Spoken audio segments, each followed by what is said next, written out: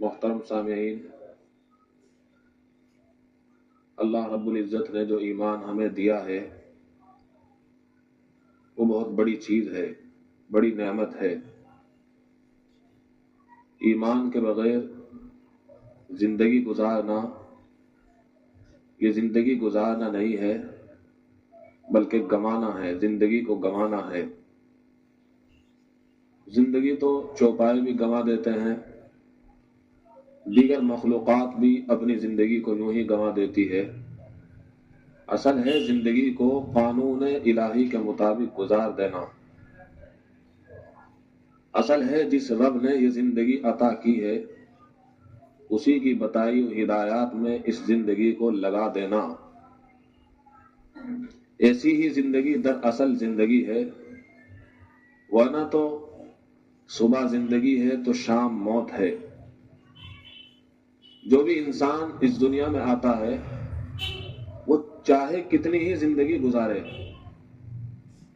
وہ آتا ہے مرنے کے لیے، دنیا میں مرنے کے لیے آتا ہے۔ زندگی چاہے جتنی بھی گزارے، لہذا عقل مندی کا تقاضا یہی ہے، مرنے کے لیے تو سب آئے ہیں، لہذا جب مرنا ہی ہے تو ڈھنگ سے مرنا چاہیے۔ لیکن ڈھنگ سے مرنے کے لیے ضروری ہے زندگی ڈھنگ سے گزارنی چاہیے۔ نبی پاک صلی اللہ تعالی علیہ وسلم نے ارشاد فرمایا، من مات علیہ یبعث، جو بھی آدمی مرتا ہے جس حالت پہ مرتا ہے اسی حالت میں اٹھایا جاتا ہے۔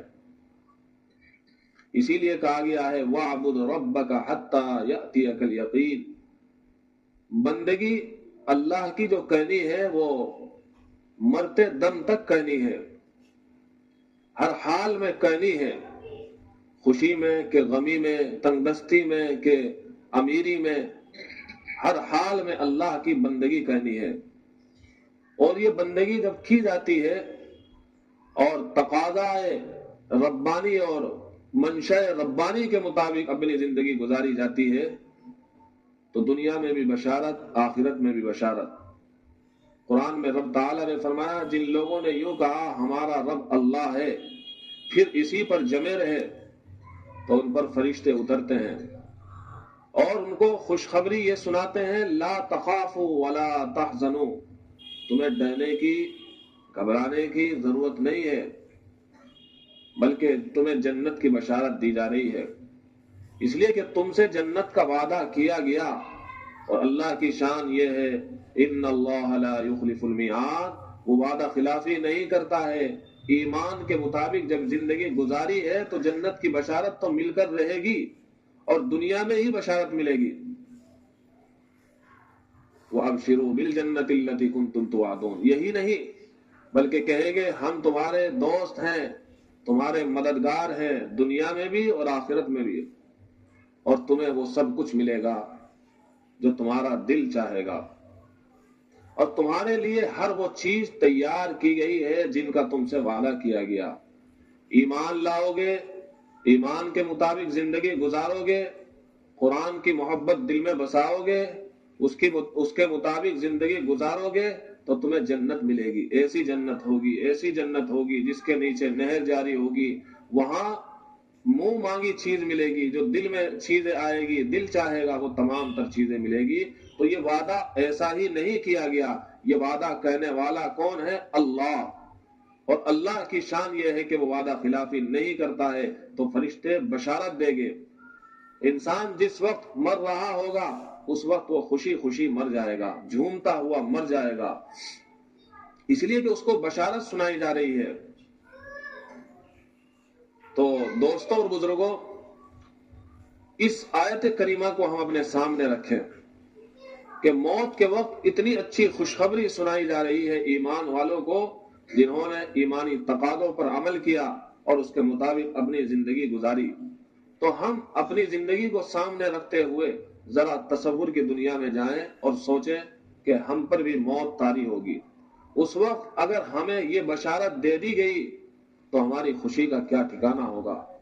دوستوں اور بزرگوں، موت بڑی سختی کے ساتھ نکالی جاتی ہیں، لیکن یہی ہے وہ خوشخبریاں جب انسان کو دی جاتی ہے، ماننے والے کو دی جاتی ہے، ایک ایمان والے کو یہ خوشخبریاں سنائی جاتی ہے تو پھر موت آسان ہو جاتی ہے، ورنہ کوئی موت آسان چیز نہیں ہے دوستو۔ موت بڑی مشکل چیز ہے، بڑی کٹھن چیز ہے جو ہم سب کو آ کر رہے گی۔ یہ پیالہ ہم سب کو پینا ہوگا، اس سے کسی کو مفر نہیں ہے، کسی نفر کو مفر نہیں ہے، کوئی اس سے بچنے والا نہیں ہے۔ یہ قرآن میں صاف صاف جگہ جگہ اعلان کر دیا گیا، جہاں بھی تم رہو گے موت تمہیں آ کر رہے گی۔ وَلَوْ كُنْتُمْ فِي بُرُوجٍ مُشَيَّدَةٍ، اگرچہ مضبوط قلعوں میں محصور اور محفوظ کیوں نہ ہو جاؤ، وہاں بھی موت آ کر رہے گی۔ تو جب مرنا ہی ہے تو ڈھنگ سے مرنا چاہیے۔ اور ڈھنگ سے مرنے کا کیا مطلب ہے؟ ڈھنگ سے مرنے کا مطلب یہ ہے کہ اللہ کے تقاضے کے مطابق مرنا چاہیے۔ لیکن موت تو اپنے اختیار میں نہیں ہے، انسان کیسے مرے؟ تو کہا گیا ہے انسان اگر یہ چاہے کہ وہ ڈھنگ سے مرے تو ڈھنگ سے زندگی گزارے۔ ابھی بتایا گیا، حدیث پاک آپ کے سامنے رکھی گئی، من مات علیہ یبعث، جس حالت پر آدمی مرتا ہے کل قیامت کے دن اسی حالت پر اٹھایا جائے گا۔ اور آدمی اسی حالت پر مرتا ہے جس حالت پر وہ زندگی گزارتا ہے۔ تو زندگی گزارنی چاہیے، اللہ رب العزت کے تقاضے کے مطابق گزارنی چاہیے، ورنہ زندگی تو گزاری جا رہی ہے، گنوائی جا رہی ہے۔ ہر کوئی اپنی زندگی گزار رہا ہے، ایک بھیڑیا کیا، ایک کتا کیا، ایک جانور کیا، ایک پرندہ کیا، سب اپنی زندگی گزار رہے ہیں۔ لیکن انسان کی زندگی یہ بڑی انمول ہے، یہ بہت بہترین تحفہ ہے، اس کو اللہ رب العزت کے تقاضے میں گزارنی چاہیے اور بچ بچ کر گزارنی چاہیے۔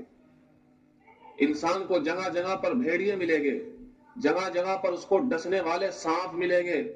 جی ہاں، ڈسنے والے سانپ صرف جنات ہی نہیں ہے، اسی طریقے پر ڈسنے والے سانپ وہ انسانوں کی شکل میں بھی پائے جاتے ہیں۔ یہ قرآن نے خود کہا ہے وَكَذَلِكَ جَعَلْنَا لِكُلِّ نَبِيٍّ عَدُوًّا شَيَاطِينَ الْإِنسِ وَالْجِنِّ يُوحِي بَعْضُهُمْ إِلَى بَعْضٍ زُخْرُفَ الْقَوْلِ غُرُورًا۔ وہ ڈسنے والے سانپ کیسے ڈستے ہیں؟ ملمع کر کے، بات کو اچھا بنا کر، اس چیز کو اچھا بنا کر پیش کرتے ہیں، گناہ کو اچھا بنا کر پیش کرتے ہیں، پھر اس کے جال میں آنا بہت آسان ہو جاتا ہے۔ اسی طریقے پر انسان یہ شیطان کا کام کر کے یہ بھی شیطان ہی کی فہرست میں داخل ہو جاتے ہیں۔ تو صرف شیطان ہی نہیں ڈستا بلکہ جنات بھی ڈستے ہیں اور انسان بھی ایک دوسرے کو ڈستے ہیں۔ جو دوست اپنے دوست کو اچھی لائن پر نہیں لا رہا ہے بلکہ بگاڑنے کی کوشش کر رہا ہے تو وہ شیطان ہے، وہ انسانی شکل کا شیطان ہے۔ تو اسی طریقے پر جنات بھی ڈستے ہیں، شیطان بھی ڈستے ہیں۔ عقل مندی کا تقاضا یہ ہے کہ ان سے بچ بچ کر اپنی زندگی گزاری جائے۔ اور مومن کو تو اللہ تعالیٰ نے ایمان کے نتیجے میں اس عقل مندی اور اس فراست سے نوازا ہے جو کسی اور کو نہیں نوازا ہے۔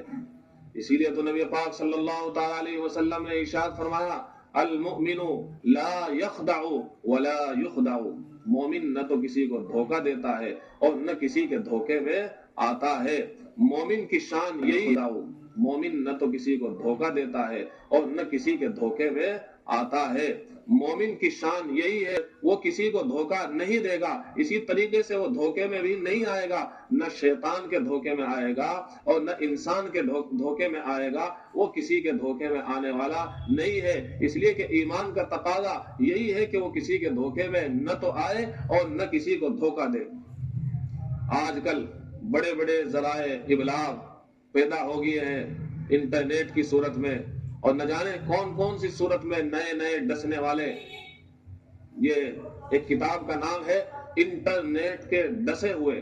آج ہم انٹرنیٹ کے ڈسے ہوئے ہیں، انٹرنیٹ نے ہمیں ڈس کر رکھ دیا ہے، یعنی قرآن کی تلاوت ہم سے چھین لی، قرآن کریم کی باتیں ہم سے چھین لی، نمازوں کی لذت ہم سے چھین لی۔ وہ کون کون سی چیز ہے جو اس انٹرنیٹ نے، ان جدید ذرائع ابلاغ نے ہم سے چھین نہ لی ہو۔ آج کل نئے نئے نوجوان اور ہمارے چھوٹے چھوٹے بچوں کے دماغ مفلوج ہے دوستو، مفلوج۔ حضرت مولانا سلمان بجنوری دامت برکاتہم العالیہ رات ہی اپنے بیان میں نقل کر رہے تھے اور یوں کہہ رہے تھے کہ دماغ کیسے مفلوج ہو رہے ہیں کہ بجنور میں کہ کسی گاؤں میں جانا ہوا، وہاں 7,000 بچے پڑھتے ہیں اس اسکول میں، اور اس گاؤں میں سب سے زیادہ تعداد مسلمانوں کی ہے۔ اس اعتبار سے سب سے زیادہ مسلمانوں کے بچے اس اسکول میں پڑھتے ہیں۔ وہاں پر بچوں کو امتحان کے موقع پر پیپر دیے گئے اور اس پر لکھا گیا اگر امتحان میں کامیاب ہونا ہے تو عیسیٰ مسیح سے دعا کیجئے اور عیسیٰ مسیح سے فریاد کیجئے اور یوں کیجئے، اے عیسیٰ میرے لیے اس پیپر کو آسان بھی کر دے اور مجھے اس پیپر میں کامیابی دے دے، یہ وظیفہ پڑھیے تو تم پیپر میں کامیاب ہو جاؤ گے۔ بھلا ایک مسلمان کے لیے، ایک بندہ رحمان کے لیے یہ کیسے جائز ہو سکتا ہے کہ وہ حضرت عیسیٰ سے مدد مانگے؟ وہ تو صرف اور صرف اللہ سے مدد مانگتا ہے۔ یہ عقیدہ تو عیسائیوں کا ہے جو یوں کہتے ہیں کہ عیسیٰ اللہ کے بیٹے ہیں۔ جس طریقے پر اللہ سے مدد مانگی جاتی ہے اسی طریقے سے عیسیٰ سے بھی مدد مانگی جاتی ہے۔ یہ ہمارا عقیدہ نہیں ہے، ہم یوں ہی کہتے ہیں حضرت عیسیٰ اللہ کے نبی اور اس کے رسول اور اس کے بندے ہیں، وہ اللہ کے بیٹے نہیں ہیں۔ آج کل ہمارے بچوں کو کہ دماغ کو ایسے مفلوج کر دیا گیا ہے اور ہم ہیں کہ ان کی طرف توجہ دینے کی ضرورت نہیں، سمجھتے اپنی ذمہ داری سمجھتے نہیں، لہذا ضرورت اس بات کی ہے اگر ہم اپنے بچوں کو بچانا چاہتے ہیں۔ مولانا سلمان بجنوری نے بہت ہی جھنجھوڑ کر کہا ہے اپنے بچوں کو اگر بچانا ہے اس کا واحد راستہ ہی ہے ان کو مکتب میں داخل کرو، ان کو مدرسوں میں داخل کرو۔ اسکول میں جاتے ہیں تب، اسکول میں نہیں جاتے تب ان کو مدرسوں میں اور مکاتب میں داخل کرو، یہاں پر وہ تعلیم دی جاتی ہے جو فرض عین ہے۔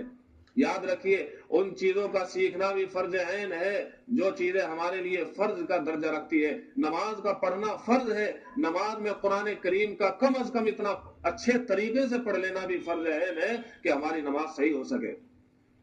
تو دوستوں اور بزرگوں یہ چیزیں سکھائی جاتی ہے مکاتب میں، مدارس میں۔